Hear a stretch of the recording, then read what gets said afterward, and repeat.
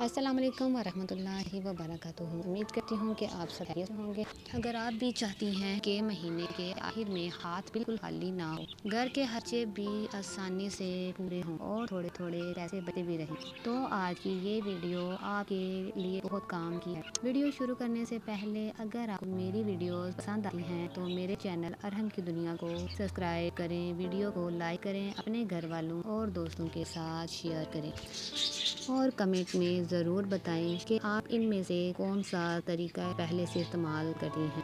तो आइए शुरू करते हैं।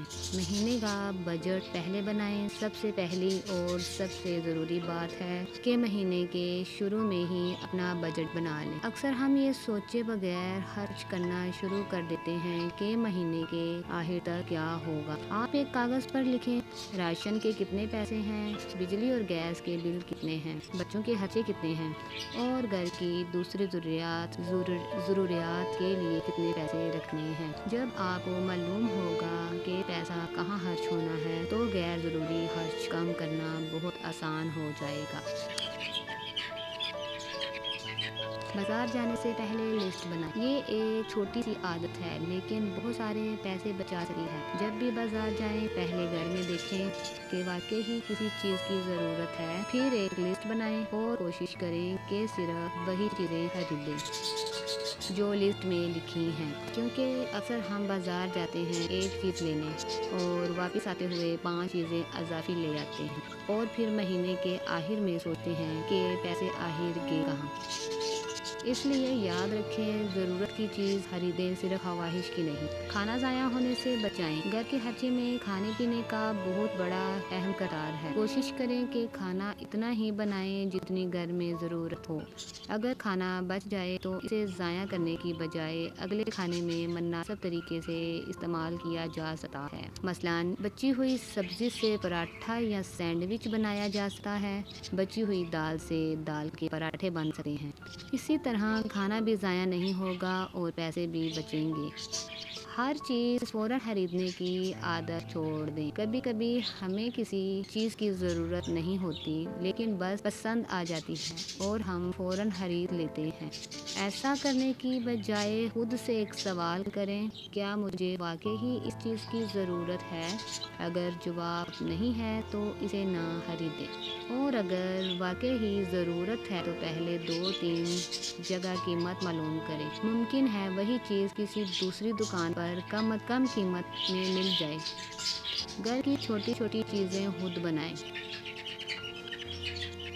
अगर आपको सिलाई, कढ़ाई, खाना पकाने या किसी भी हुनर का शौक़ है तो उसे घर के खर्चे कम करने के लिए इस्तेमाल करें। मसलन बच्चों के छोटे मोटे कपड़े खुद सीख लें, पुराने कपड़ों को नई शक्ल दे दें, घर में चीज़ें खुद तैयार कर लें। इससे ना सिर्फ पैसे बचेंगे बल्कि आपका हुनर भी काम आएगा। और अगर आपके पास कोई अच्छा हुनर है तो मुश्किल में इसी हुनर से घर बैठे आमदनी भी हासिल की जा सकती है। रोज़ाना थोड़े पैसे अलग रखें। ये तरीका बहुत आसान है, ज़रूरी नहीं कि आप रोज़ाना बहुत ज़्यादा पैसे बचाएं। अगर आप रोज़ाना सिर्फ 50 रुपये भी अलग रखें तो महीने में तकरीबन 1500 रुपये जमा हो सकते हैं और अगर कभी ज़्यादा बच जाएं तो वो भी इसी रकम में शामिल कर दें। छोटी बचत को कभी मामूली ना समझें, क्योंकि बड़े पैसे भी छोटी छोटी बचत से ही जमा होते हैं। बचत को सिर्फ बचत ना समझें, अपना सहारा समझें। ये सबसे अहम बात है। अगर घर के खर्चे पूरे करने के बाद थोड़े पैसे बच जाते हैं तो इन्हें फ़ौरन किसी गैर ज़रूरी चीज़ पर खर्च ना करें। कोशिश करें कि एक अलग जगह थोड़ी थोड़ी रकम जमा होती रहे। कल को घर में कोई अचानक ज़रूरत पड़ जाए, बच्चे की फ़ीस देनी हो, कोई ज़रूरी चीज़ खरीदनी हो या कोई मुश्किल वक़्त आ जाए तो यही छोटी सी बचत आपके बहुत काम आ सकती है। याद रखें, बचत का मतलब कंजूसी नहीं, समझदारी है।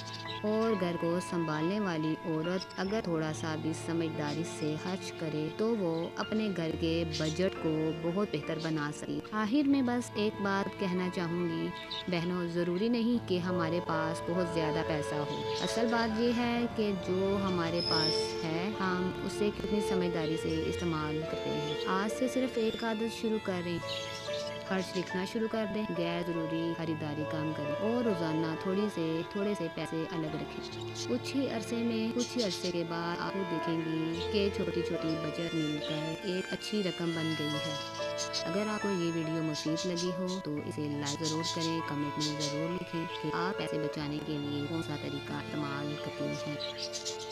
اور اگر آپ پہلی بار میرے چینل ارہم کی دنیا پر آئے ہیں تو سبسکرائب ضرور کریں۔ اللہ تعالیٰ آپ کے گھر میں برکت، سکون اور خوشیاں فرمائے۔